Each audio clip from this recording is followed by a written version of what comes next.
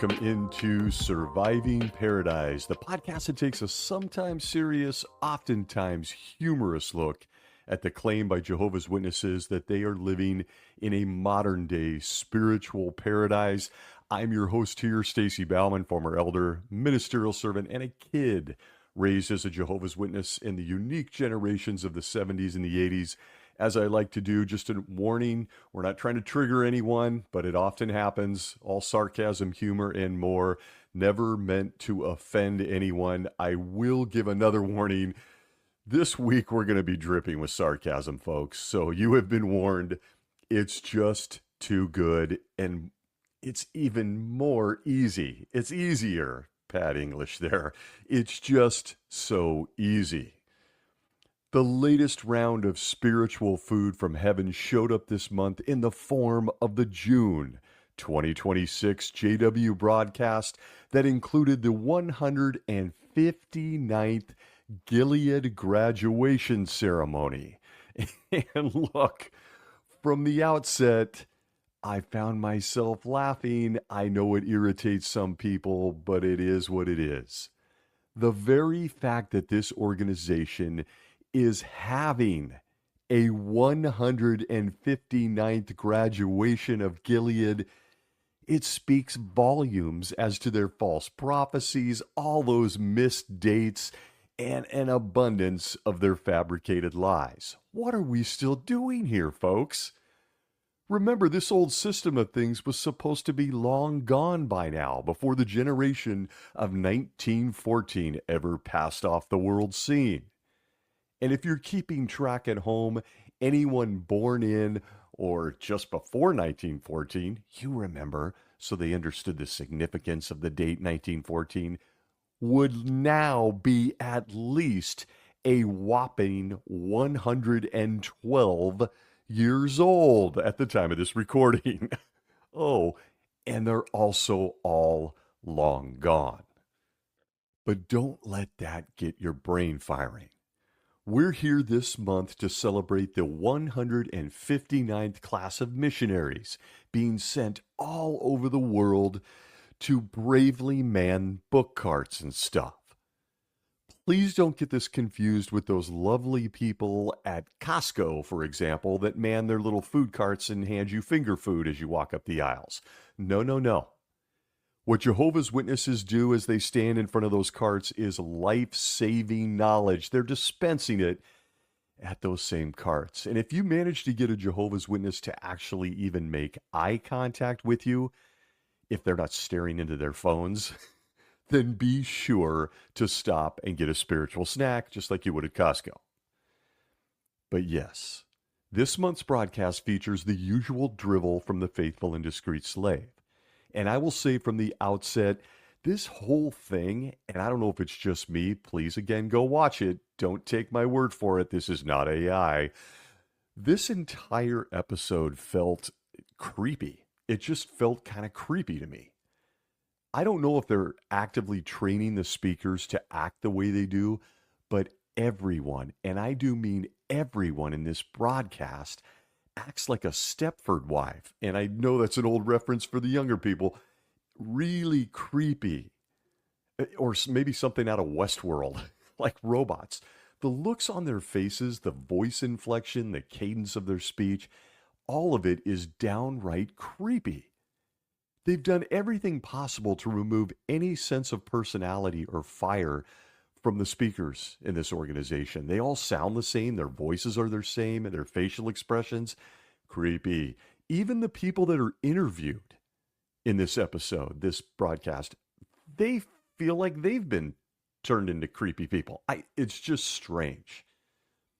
But alas, this month is hosted by none other than Brother Ronald Curzon, helper to the teaching committee. We've seen him before.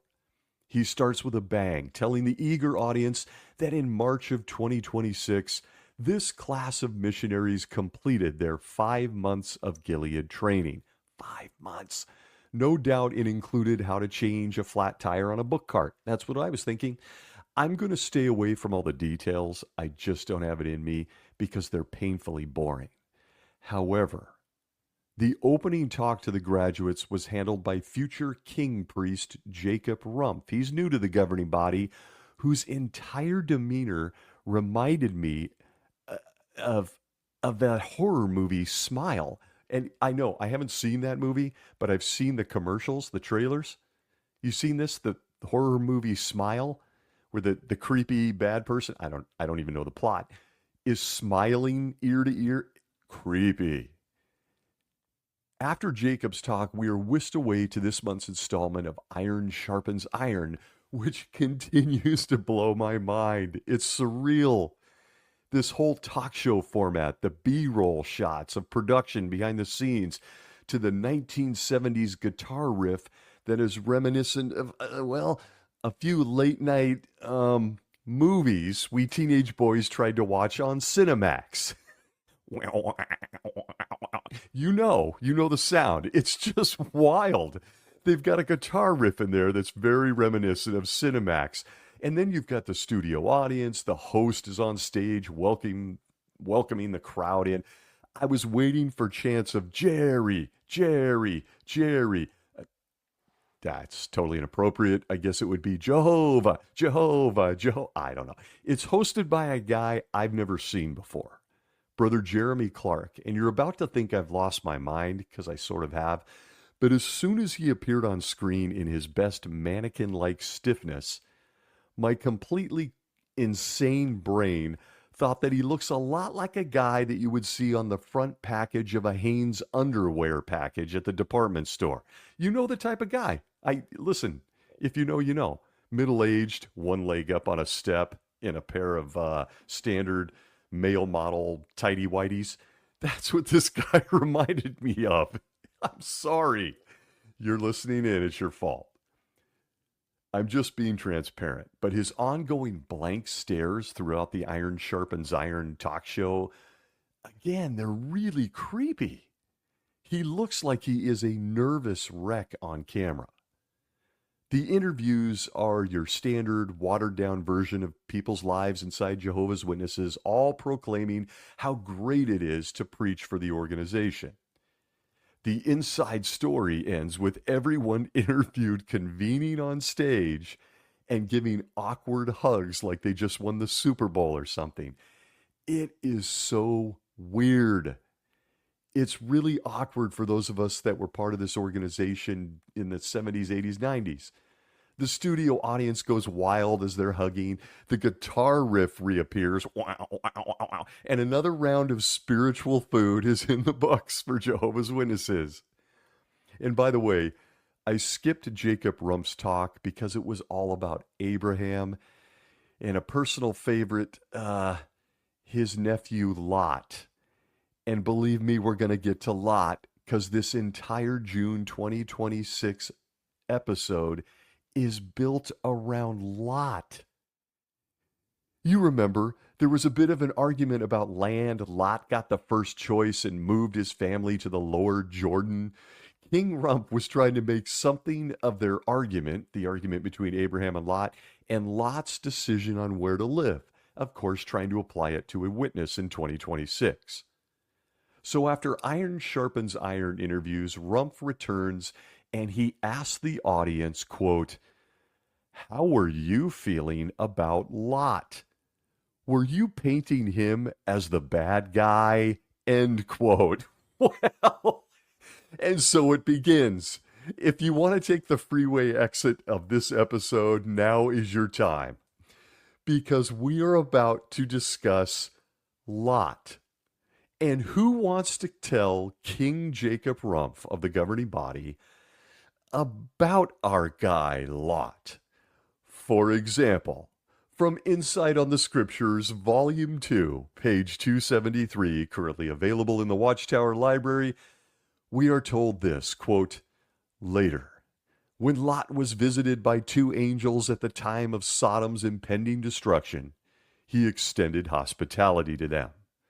But the men of the city surrounded the house and demanded that the visitors be brought out to them for immoral purposes. Lot sought to protect his guests even to the point of offering his two virgin daughters to the mob. End quote. And so begins a look at the man Lot and Jacob Rumpf's question to the audience at Gilead Graduation and all of Jehovah's Witness land. You weren't painting Lot as a bad guy, were you? And I'm here to tell you that a guy, a father, that offers up his two baby girls for group assault in order to save two male strangers that showed up at his door. Check that. Angels who, oh, isn't this awkward? Just like their brothers, the demons, had suddenly out of nowhere grown penises so they could visit Lot. Well, I gotta tell you, anybody that makes this kind of a decision doesn't sound like the best guy to me. Here's my daughters instead? Not my idea of a great father. I know if a guy just looks at my daughters at the mall and it's happened, they get the death stare from me. But hey, carry on with this whole Lot is a good guy thing, Brother Rumpf. And by the way, if you're wondering what type of relationship this awesome guy Lot had with his daughters, well, his Father of the Year entry was forever immortalized in Jehovah's book, known as the Bible. The Insight book continues with this, page 273 of volume 2, quote, what a tidbit, quote, Lot later moved from Zoar and began dwelling in a cave in a mountainous region. The prospective sons-in-law of Lot evidently died in Sodom. What? So Lot's two daughters were without mates. They caused their father unwittingly to have sexual relations with them while he was under the influence of wine. This they did to preserve offspring from their father. As a result, each daughter had a son. What a coincidence! From which the Moabites and the Ammonites descended. End quote. Wow. Well, okay then. What a fantastic idea from the governing body and Jacob Rumpf at graduation to include a question about Lot, his character, and whether we think he's a bad guy. Could they have found, I don't know, a better guy out of the Bible?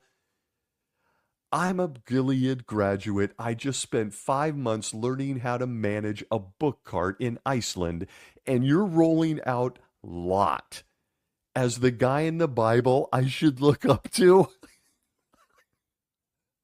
I don't care who you are. I don't care how much wine you have had. Dude committed the sickest of crimes with his own daughters. It's in the Bible.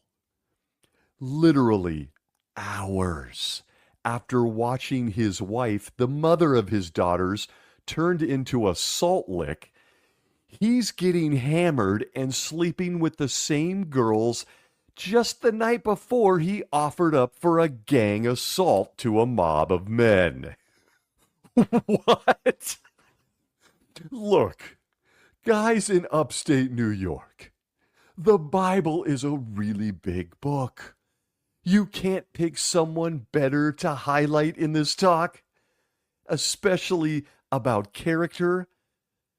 I'm just going to say it here and now for once for all time.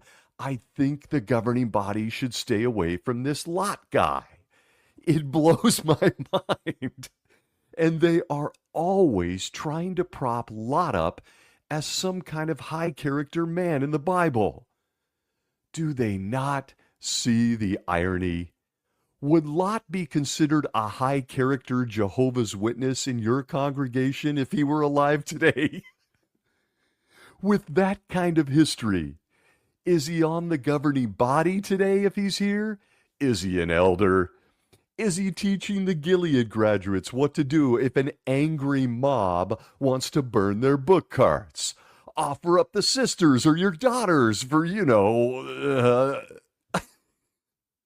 If you have a few drinks with your own children and make a bad decision, it's all okay because, they had sons and out popped the Moabites and the Ammonites out of the deal, so it worked out okay.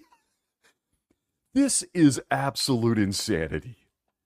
It's insanity. And if you're a Jehovah's Witness, what in the world are you thinking? You have the entire Holy Book to choose a random character of which you want to wedge into a talk, and they land onto a guy that argued with, of course, the all-righteous Abraham, disrespected his uncle, offered up his virgin daughters for the unthinkable, watched his wife turned into salt, oh well, shrug, got hammered, and slept and had relations with his own daughters. I mean, what an excellent choice by the kings of heaven. What a great choice for the Gilead graduation. Were the Gilead sisters squirming in their seat a little bit during this? We don't know. They don't show us. But with this type of discretion, I can't wait to see how you judge the rest of us in Armageddon. Lot gets a pass. The rest of us, I don't know. Guys, governing body guys, maybe I should say this to Jesus directly since he directs them according to them, allegedly. I think you should just pick someone else. Pick another character from the Bible. Anybody. But just when you think it's over, King Rumpf introduces my favorite. Future King Priest David Splane takes the stage. And he's going to develop the theme, give them the benefit of the doubt. Oh, no. Yes, another governing body member. And wow, I can honestly say I was immediately interested in just how King Dave would talk us all into giving them, the governing body, the benefit of the doubt, because that's where this is going. I just couldn't imagine it being a better sequence in the graduation. David Splane's talk starts by saying he was just thinking it was 60 years ago that he reported to Gilead himself. He looks at the graduates and says he has an idea of what they're feeling right now. Does he? And again, I'm struck by the irony. Does he really know what they're feeling right now?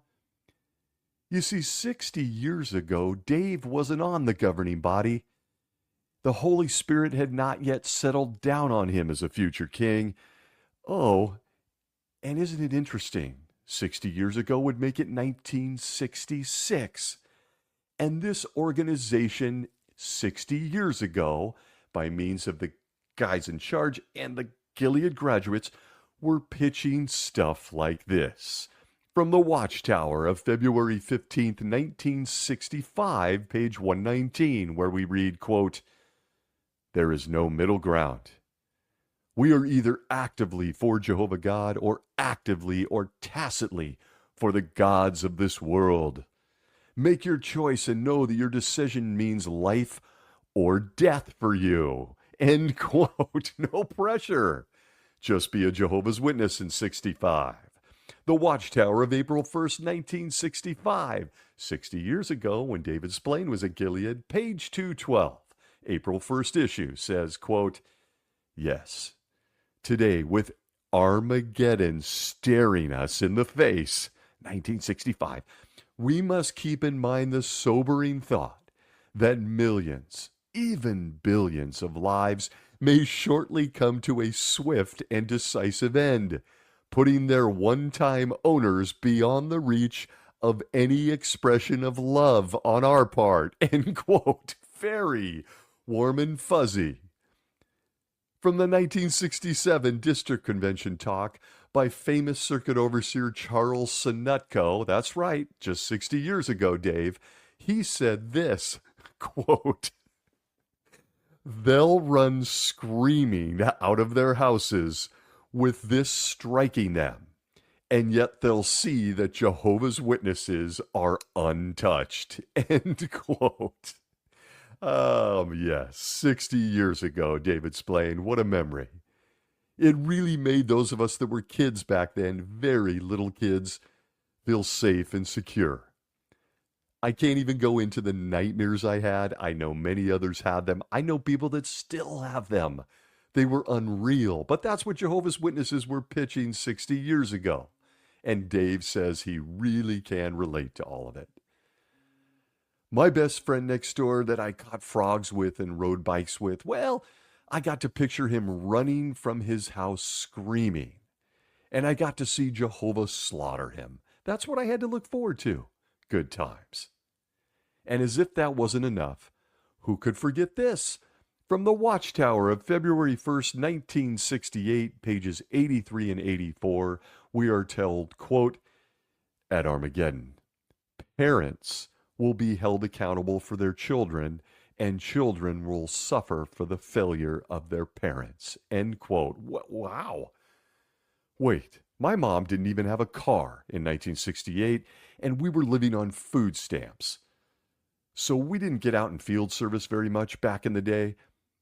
And I was then told I could look forward to, being slaughtered for that. My mom had failed us. Therefore, we got to pay for her sins. This is what this organization was teaching 60 years ago.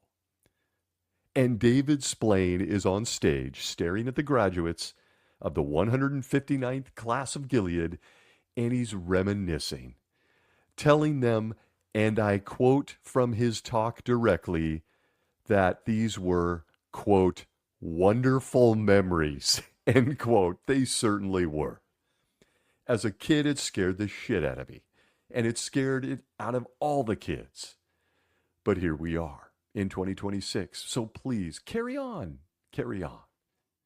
He tells the graduates he is very proud of them and that Jehovah has blessed them, blah, blah, blah. He then says something really interesting, and maybe only to me. He says, quote, and you've taken a very practical approach to your studies, not to impress people with how much you know, but to draw closer to Jehovah and to draw closer to your brothers. And it's that latter point that I'm going to develop in this talk. End quote. I really thought that comment was an interesting choice of words. They're not going to impress anyone today with their knowledge. It's changed so dramatically. No kidding. These people don't even use the Bible anymore. It's all tablets and book carts and pointing people to the website. It's wild for those of us that were witnesses back in the day. For those of us old enough to remember, we had to be students of the Bible. We needed to know how to use it, how to find scriptures. And I know this is crazy. We actually had to read it. It was encouraged. But none of that is anymore. Any pretense that this group is biblically scholarly is long gone. And when it comes to life, death, and salvation, who needs to actually know anything? You're speaking with a surgeon about an operation, and he tells you he doesn't need to impress you with his knowledge. He just wants you to feel close to him and the nurses. That's what Dave just said in the talk. It's truly uncanny how terrible these guys have gotten. There is simply no pressure or desire to be spiritually scholarly. They now do everything, and I mean everything. See the movies, the videos, the cartoons. Everything they do now is to appeal to emotion. And he's doing it in this talk right from the outset. For some odd reason, they chose to focus on personal relationships with brothers and sisters in this talk. I don't know. I got some ideas. I found that odd, though, for a graduation ceremony. But here we are. I wondered, was there some infighting at the school? He continues with this, quote, now we know Jehovah knows everything there is to know about us. And for that reason, we take comfort in the fact that when the final judgment is rendered, it will be righteous. Because Jehovah will have left nothing out. He will not have discounted anything or forgotten anything. Jehovah will have taken all of the facts into consideration. On the other hand, as God told Samuel, Samuel's entered the chat, mere man sees what appears to the eyes, end quote. And I tell you, when he says this, I can only give my opinion. But my spidey senses were immediately triggered. Is it me? Or do you notice that all of their talks are now littered with subtle messaging that seems to absolve people, most notably them, from any responsibility or accountability? Do you notice? I get it. I have a very negative view of these men, but I can't shake the subtle feeling that they are constantly now trying to weasel out of bad decisions or wrong teachings. He says this next, quote, "Hey, we meant well. Good thing Jehovah knows that." Or, "Hey, those elders blew it with you and you're being shunned, but hey, he knows we're trying to protect the congregation," end quote. That's me, not him. All of that. But that's the messaging I got from this talk. Every time they say things like this now, I get the feeling that they're constantly trying to reset the stage to just say, hey, look, we were wrong and that was bad and people even died, but we meant well. Jehovah knows our hearts. He knows all the facts. The problems are endless, actually, but with this type of reasoning, there are so many problems, not the least of which is the fact that it renders, I don't know, staples in this organization, things like their judicial meetings and discipline and shunning and reproof, it renders it all unnecessary, folks. He just issued a disclaimer that calls the entire judicial process into question. Dear Dave, if Jehovah knows everything, like you just said in the talk, why do I have to meet with 3 strange guys in the B school? Again, folks, see a past episode. Because when he says things like this in this talk, he is only reinforcing that the only scripture in the entire Bible that a believing Jehovah's Witness, let's just call him a believing Christian, someone who wants to believe in the Bible, someone who wants to believe in God, the only verses they need to understand, that they really need to understand, is from Romans chapter 8, verses 38 and 39 of the New World Translation. I've got a whole episode on this in the past, which tells us this, quote, "For I am convinced that neither death, nor life, nor angels," even those that grow penises, "nor governments, nor things now here, nor things to come, nor powers, nor height, nor depth, nor any other creation will be able to separate us from God's love that is in Christ Jesus our Lord." End quote. Done. Game over. That's it. That's it if you're a Jehovah's Witness on the fence about leaving. That's it if you have doubts. There is nothing. Not death, life, demons, angels, height, depth, nothing. Nothing. So when King Dave gets on camera in the governing body and actually says stuff like this, they're right. They're telling the truth. Jehovah does know everything, rendering this entire organization, including you, Dave, and Jacob Rumpf, and your other 9 friends, completely unnecessary. You're all unnecessary. Neither death nor life, angels, governments, nothing can separate me from God's love. Nothing. It's right there in the Bible itself. If you're a Jehovah's Witness, pay attention, read it again. If you're scared, if you're tired, if you're thinking about leaving, there it is. Nothing's going to separate you. Nothing. But look, the June 2026 JW broadcast continues. He's got a talk outline to read, and he's going to read it, so onward we go. But then he exposes himself and his best friends on camera again. No, I don't mean exposes himself physically or pulling a throwback to the first man Adam by dropping trowel. I mean he exposes who they are it actually gets worse, as if this has not completely jumped the tracks by saying lots of good guy and you don't, forgive people. He says this, quote, we can possibly have all the information that we would need in order to render a final judgment on someone. End quote. First, who is this we that he speaks of, huh? I'm pretty sure I know what Jesus said about judging people. As in you, Dave? Once you get to heaven and you saw me make out with that sister as a teenager, you're going to come for me? But second, don't you pass final judgment on thousands of people every year, requiring their family to shun them unless they do things your way? The absurdity of this man knows no bounds.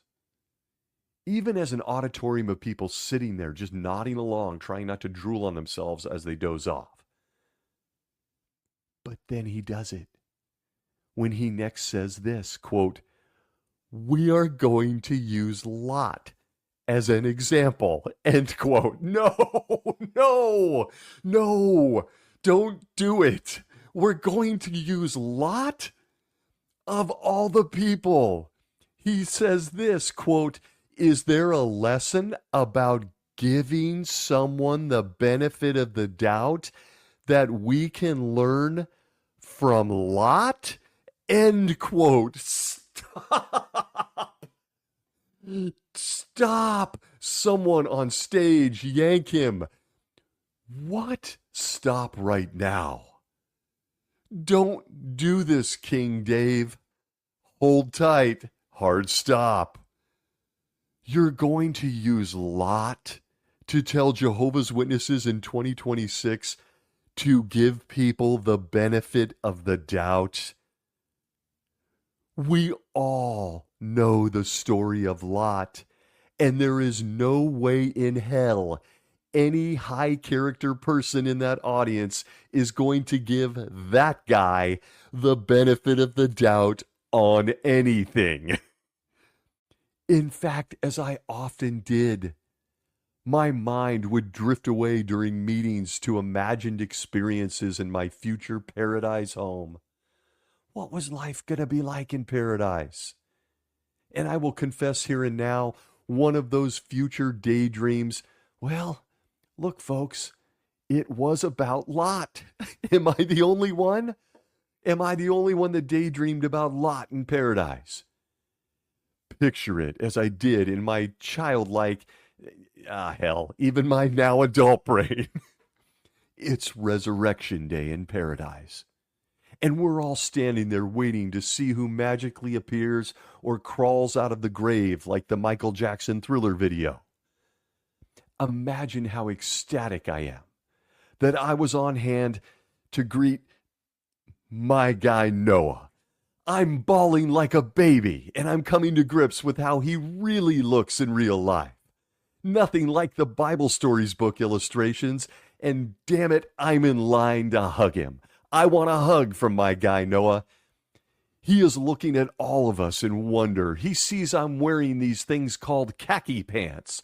Ah, hell, so are the sisters. They have pants now, too. They got pants now, too. New light and stuff. But my guy Noah is being mobbed. He's asking for Mrs. Noah and where his sons are, and he notices there are giraffes in the background, and we didn't have to hunt them down and bring them to him in twos. They're over there standing with the lions. He's overwhelmed when I hand him a perfect apple to eat with his paradise-issued khakis, and well, I have so many questions for my guy. But folks, there will be time for that because we're hanging out forever, remember? So, I fast forward. Just a few weeks later in my mind, straight from the grave, comes our guy Lot. After someone handed my guy Noah a Bible, Lot shows up with stars in his eyes. But I gotta tell you, There's a lot of people there to greet Lot, but everyone's got some funny looks on their faces. They're giving him some funny looks. His uncle Abraham, he's even given him a little bit of side-eye. Abraham's given Lot some side-eye. His resurrected daughters can barely even look at Lot. And King David's there too. He utters something like, "And they say I was a bad guy," under his breath. With recent new light from the Watchtower organization, we have come to learn that even the mob in Sodom will likely be resurrected. And well, this is getting more awkward by the minute on Resurrection Day. Those guys can't even look at Lot now because they remember the time he offered up his two gorgeous virgin daughters, who are standing right over there, by the way, to them to do, bad things. But the Sodomites have had a change of heart now. They're in khakis too. They're riding elephants and they're eating acai bowls. What a scene, huh? There, you've been inside my head. Lot facing all of mankind for all of eternity, answering for a few of his decisions that everyone is reading in the Bible. But let's all give him, how does David Splane say it in this talk here? He calls it, quote, "the benefit of the doubt," end quote. Okay, we're going to give Lot the benefit of the doubt. Noah, come on, just, overlook this. King David, come on. It's getting really awkward at the dinner table when my guy Noah, King David, and Elijah ask Lot to, "Hey, can you pass the salt?" Then they bust out laughing at him. Mrs. Lot is there. She just rolls her resurrected eyes. Okay. Lot, folks. But here we are in 2026. And David Splane is going to use the man Lot to teach the Gilead graduates to give each other the benefit of the doubt. I'd like to know how far we're supposed to give each other the benefit of the doubt if we're using Lot. I mean, he couldn't have used Eve after all. She's a woman and stuff. Let's use Lot. But keep in mind, there are hundreds of Jehovah's Witnesses, thinking adults in the audience, just nodding along like this is the greatest dish of spiritual food that's ever been served to them. I'm sitting here laughing when David Splane then refers to fellow king Jacob Rumpf as Jake. Yeah, he calls him Jake throughout the whole talk. Ah, yes, the camaraderie of the royal court of Christ. Here they are. I wonder if they're giving each other wedgies and titty twisters during the governing body meetings. Hey, Jake. I just can't. But as they like to do, David Splane skips over the entire Lot story and takes us to why they think he is a great guy after all. And they do what this organization always does with Lot. They take us to 2 Peter chapter 2, verses 7 and 8 of the New World Translation, which reads like this, quote, "And he rescued righteous Lot, who was greatly distressed by the brazen conduct of the lawless people." End quote of the Bible for a moment. Was he now? Take my virgin daughters. You don't want them? Well, I want them. Wink, wink. Oh, my wife's a salt lick. What? Really? Okay, back to the Bible. Quote, "For the day after day that righteous man was tormenting his righteous soul over the lawless deeds that he saw and heard while dwelling among them." End quote. Well, I gotta tell you, I don't think Lot is in a place to cast judgment on anybody around him. I don't know how tormented he really was. His daughters were clearly, I'm not going to say it, for such a tortured soul, according to 2 Peter, he had no problem making some really, and I do mean really bad decisions. But this organization loves this scripture because the New Testament calls him a righteous man without, referencing his true life story that's in the Old Testament. He was just a really good guy. minus offering up your baby girls to a mob of perverts, or watching his wife die, or getting drunk and sleeping with the same two daughters he was more than willing to give up to perverts. But damn, his righteous soul was apparently really tormented by all the bad guys around him. Don't look in a mirror, Lot. Carry on, King Splane. He goes on to reason that it wasn't the Apostle Peter calling Lot righteous, it was Jehovah himself. The same Jehovah that had earlier felt regret for making men at all, so he drowned all of them, even the babies. But put all of that aside, because Brother Splane says that the Apostle Peter was moved by Jehovah and Holy Spirit to call Lot a righteous man, not once, not twice, but 3 times. They love to count things. They get very literal when they need to. 3 times. Then David Splane drops the bomb. He says this, quote, "Now, is that the way you tend to view Lot, as a righteous man?" End quote. Dave, I don't. I'm going to go out on a limb here. I'm going to say Lot had some character issues. Probably wouldn't have been in my tightest circle. But let's carry on. Back to your talk, quote, "Or do you sometimes view him as a man that was deeply flawed?" End quote. Yeah. Not myself, but the book you claim was written for you that all of us can read. He continues, quote, "Well, when his uncle Abraham gave him the choice on where to live, Lot chose the best portion. He should have insisted that the older man take it. Doesn't that show that he was selfish?" End quote. Wait a minute. Okay. Folks, people, not a single person you encounter, not one, will point to the story of Lot and question his character based on his decision to take the best piece of family property. A really, really easy to forget part of his story. Now, going out on a limb here, it won't make any list of the bad things Lot did. You see, the Bible gives us the entire story of Lot, David Splane, and no one even counts that decision as among his worst decisions. Are you just going to skip all the other stuff Lot did? Folks, a plot twist, yes he is. Yes, we are in this talk. You see, Lot's a really good guy, and we want to give him the benefit of the doubt, and you should give each other the benefit of the doubt here in the Gilead Graduation.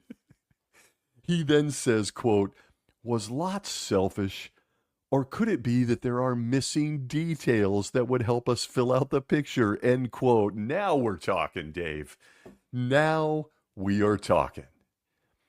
I want to say here and now that I think there are more than a few missing details in the Lot story. But let me help you, Dave. Not a single person is going to be asking him why he moved on a certain piece of family land. Now, it's not going to make their question list in paradise. They're going to be asking him some very different questions. "Gee, Lot, why were you mean to your uncle?" Yeah, no, not going to make the list. And then the governing body does what they do best, as they shoehorn a Bible character into a long list of fabricated suppositions so that the Gilead graduates and everyone watching in JW Broadcasting Land always think what the governing body wants them to think. He says, quote, "Suppose," there's the key word, by the way, folks. There's the key word. "Suppose, for example, that although Lot was Abraham's nephew, he was actually older than Abraham, even much older. Would that change your assessment a little bit?" Well, if you're a Bethelite, it should. Seniority. You know, here at Bethel, when a number of rooms become available, we have an interesting way of deciding who is going to get which room. End quote. Wait a minute. Time out. What? Wait a minute. What? Lot? Benefit of the doubt. How we pick rooms for Bethelites? There it is. Look at the puppet. Look over here. Look over here. Look at the puppet. Bright, shiny marble. Bright, shiny marble. Look over here. What is he talking about? What the hell does any of this have to do with Lot? He makes a supposition out of nowhere that Lot might have been older than Abraham, and then he takes the audience down this bizarre path to justify choosing rooms that become vacant at Bethel. All the while, I just want to know where Lot got the booze that he got hammered on. Didn't the angels lead them out of Sodom with nothing but the clothes on their back? Did he and his daughters stop at a vineyard or a liquor store somewhere out in the wilderness before they got in that cave? I've got questions. But wait a minute, Dave, slow down. I'm playing a little catch up here in this talk. How in the world did you guys decide Lot was older than Abraham? And what does that have to do with Bethelites picking rooms in upstate New York? I just want to remind you, there are graduates sitting there taking this in. This is their graduation. So about the Bethelite rooms, he says, quote, "We don't draw straws. We don't flip a coin. We don't do rock, paper, and scissors, and we don't arm wrestle for it. We have a room bid. All those eligible get to visit each room." And when someone sees a room he likes, he's able to inform the Bethel office. Now, what happens when two Bethelites want the same room? Well, the room is awarded to the one with the most seniority. In other words, the one who has spent the most time in full-time service. End quote. What in Sam hell is going on in this talk? He ties in a massive supposition that Abraham is now younger than his nephew Lot, and that Abraham had older brothers and stuff, and maybe Abraham's father was really old and stuff, and somehow all of these suppositions, guesses, and fabrications have some sort of meaning to a Gilead graduate sitting in the audience in 2026. What? Yeah, maybe Lot was older than Abraham, something that the Bible does not say, but they're basing an entire talk around it. It's literally insane, folks. I mean, what next? Is next month's broadcast going to feature a talk? What would happen if Enoch was actually Superman? What if Jehovah didn't drown dinosaurs? I mean, what? This is the level of teaching these men are doing to people they're sending out in the world to pitch their books to. It's all conjecture. It's fabrication. It's all made up. He even goes on to say this, quote, "This talk isn't even about Lot. Lot is just an example," end quote. You could have fooled the rest of us. Go watch the video. It's all about Lot. Remember, he says that him and Jake Rumpf, even planned to talk about Lot together. It's on video. Back to this, he says, quote, "The point of this talk is that we need to give people the benefit of the doubt when we don't have all the facts. And in this case, we don't have all the facts." End quote. Folks, there it is. That's it. But it didn't stop these men from getting on camera and giving a talk like this.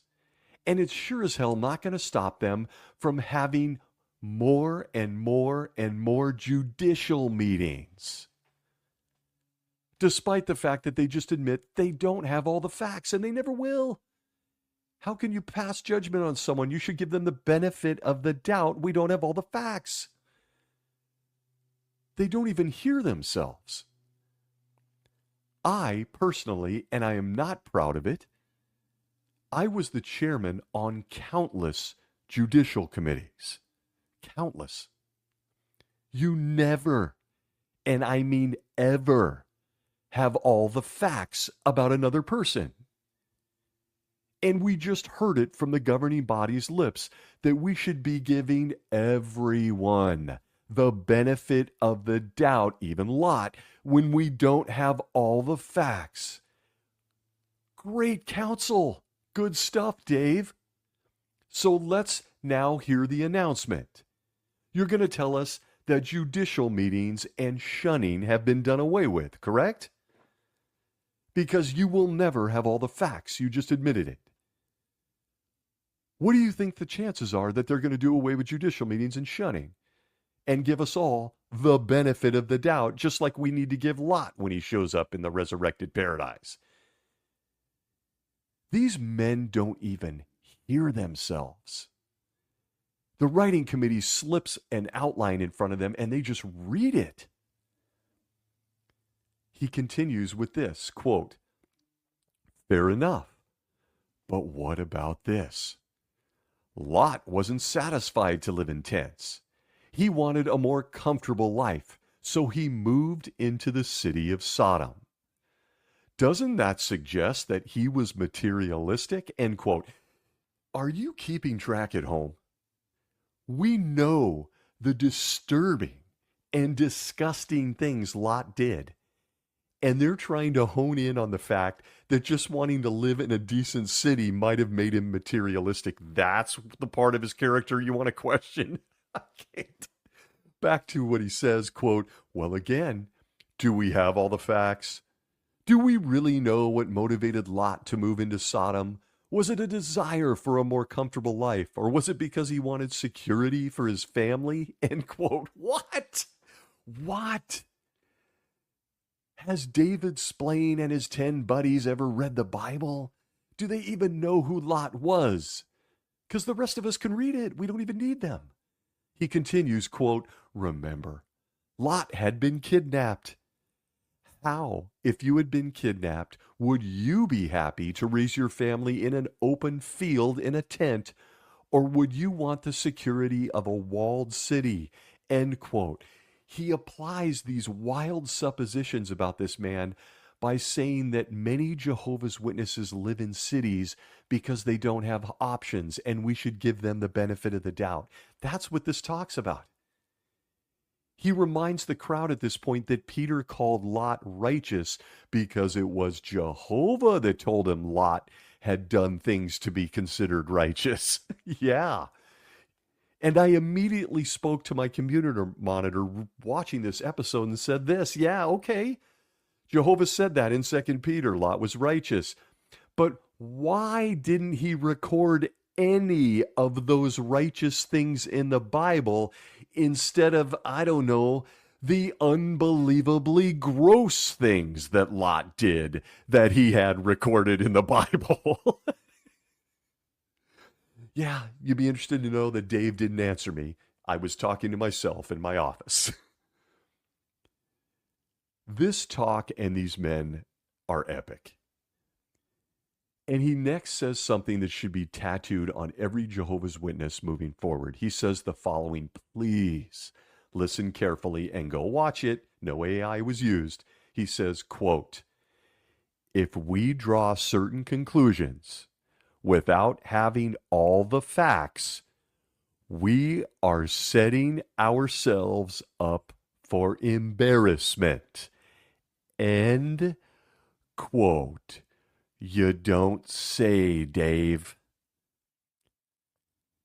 I mean, this organization has never drawn certain conclusions without having all the facts and embarrassed themselves, has it?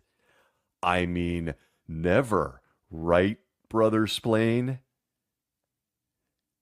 It wouldn't be that the examples of speaking when you don't have all the facts and embarrassing yourselves is actually a staple of this organization, would it?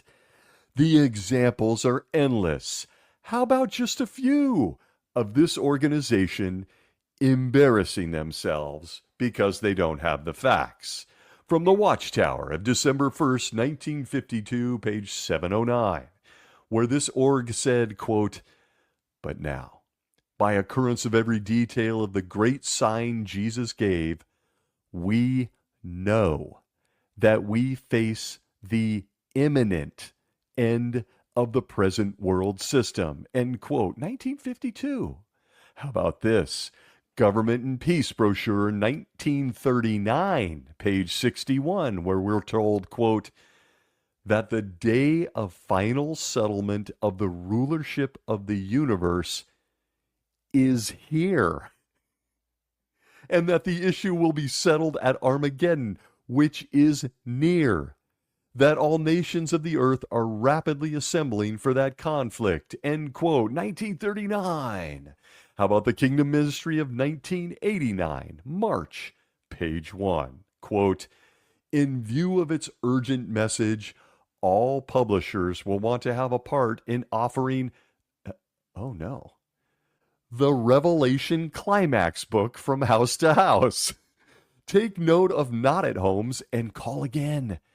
Elders should consider arranging additional meetings for field service, end quote. Oh, yes, the Revelation Climax book, a life-saving publication that this organization is now ordering congregations destroy if they have them in the library. It's out of print, gone, and they want it destroyed. So I ask David Splane and his 10 friends, does any of this qualify as embarrassing yourselves because you didn't have all the facts? Or do those trumpet blasts still represent the men's restroom at the Cedar Point, Ohio convention? But when you're trying to discourage embarrassing yourselves, you do what he does next. Compare Jehovah's Witnesses to the wandering Israelites, embarrassing themselves in the Promised Land. I'm going to spare you word-for-word commentary on building an altar and stuff. It's absolutely absurd. But he makes an absolutely ridiculous application to modern-day Jehovah's Witnesses. And it's a reminder to everyone that's listening still that there are graduating Gileadites in the audience that have spent the last 5 months listening to this crap. He relates all of this to Jehovah's Witnesses giving each other the benefit of the doubt, even as they're throwing people out of their congregations. He talks about people annoying each other and whether Jehovah is calling them a righteous person or not. And I sat there wondering if there was some infighting on the governing body. Was that what this talk was about? Is this really a problem you want to clear up with the Gilead graduates? Did they witness you guys fighting or not giving each other the benefit of the doubt? And true to form, he relates an experience about a difficult sister. There it is, sister. Always goes to the sisters.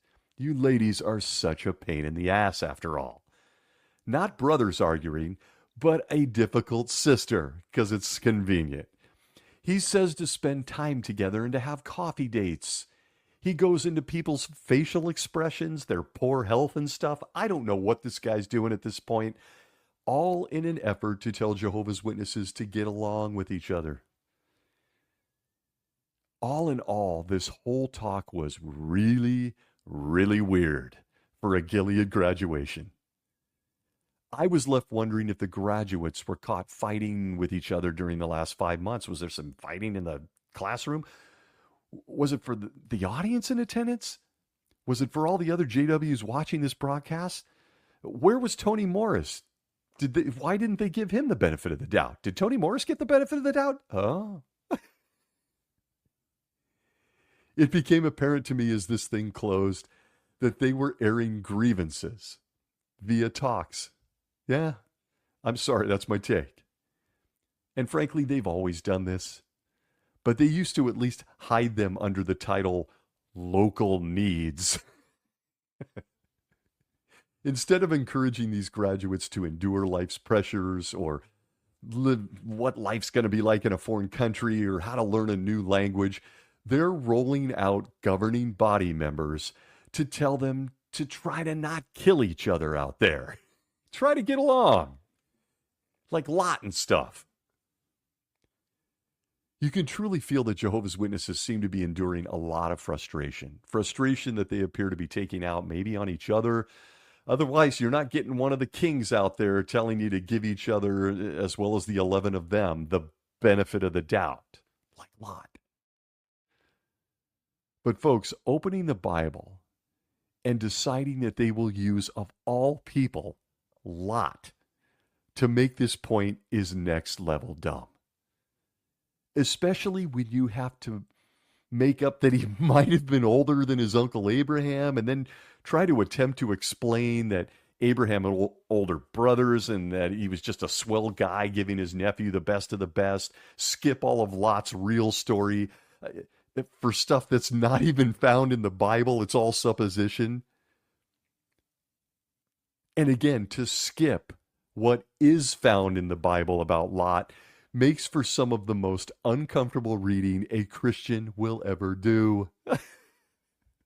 But he's a swell guy. Give him the benefit of the doubt. God, I'm disappointed I'll never get that daydream in paradise where everybody's giving Lot side-eye and his two daughters are hiding their faces.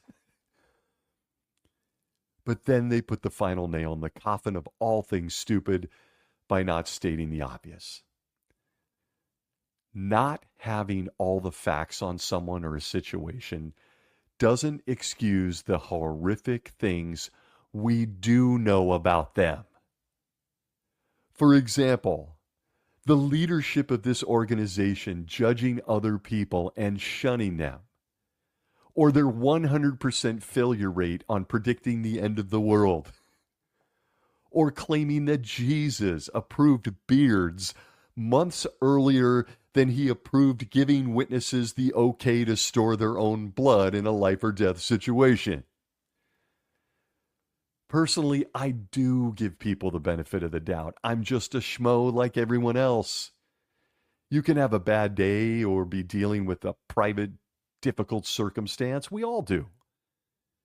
But listen, that bad day shouldn't last for well over a century as it has for Jehovah's Witnesses. After watching this broadcast, I immediately defaulted to two quotes, as I do, that came into my mind. One from Jim Collins, where he said, quote, "Bad decisions made with good intentions are still bad decisions." End quote. Looking at you, Lot. And then there's one that I really try to live by, and I know it's cliche, but it's from the legendary author and poet Maya Angelou, who says, quote, "When someone shows you who they are, believe them the first time," end quote. I apply that to the governing body, folks. Congratulations to the 159th graduating class of Gilead. The governing body hopes you will continue to give them, the 11 of them, the benefit of the doubt. But again, good intentions don't cover bad decisions. And without question, this organization has shown you exactly who they are. I want to thank you for joining me this week. Hey, folks, don't give Lot the benefit of the doubt. Wherever you may be well.